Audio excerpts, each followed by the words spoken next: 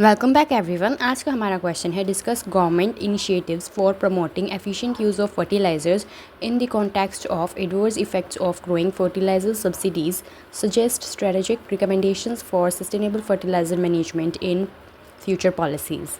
सो इसका इंट्रोडक्शन लिखेंगे हम सबसे पहले, that is fertilisers have played a crucial role in ensuring India's food security. However growing reliance driven by heavy subsidies has led to। So ये इसका shorts introduction था। अब इसके बाद हम बता देंगे कि इसकी वजह से जो है क्या क्या प्रॉब्लम्स बेसिकली हमें यहाँ पे या क्या चैलेंजेस हमें देखने को मिल रहे हैं। तो पहला है ₹2+ crore annual subsidy burden. Second is excessive urea use causing nutrient imbalance. Third is soil degradation declining productivity. Fourth is water pollution and greenhouse gas emissions. Fifth is leakages and inefficient subsidy targeting। इसके बाद जो question में second demand थी हमारी question की, वो थे government initiatives हमें बताने हैं। तो हम वो बताते हैं। दैट इज़ पहला है नीम coated urea.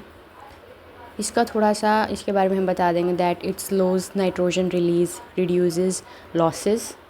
Second is soil health card scheme.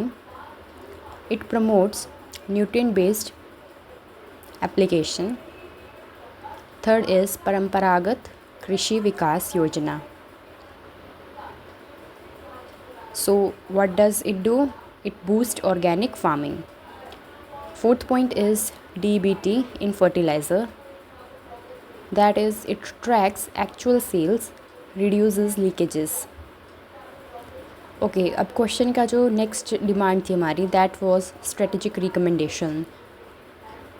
सो इसमें आएगा gradual shift from product based to nutrient based subsidies for urea. Second is reduce blanket subsidies target small farmers. Use digital tools GPS, drones, sensors for site-specific nutrient application. Fourth point is implement urea usage caps per hectare. Fifth point is ensure real-time monitoring using mobile Aadhaar linked PSO. Sixth point is encourage production of slow release and nano fertilizers. Seventh point is expand Krishi Vigyan Kendras.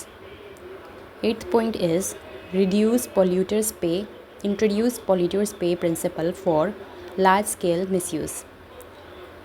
अब इसमें से ज़रूरी नहीं है कि आप 8 के 8 points दें। अगर आपको इतने नहीं आते तो कम से कम 3 या 4 तो आपको लिखने ही लिखने होंगे।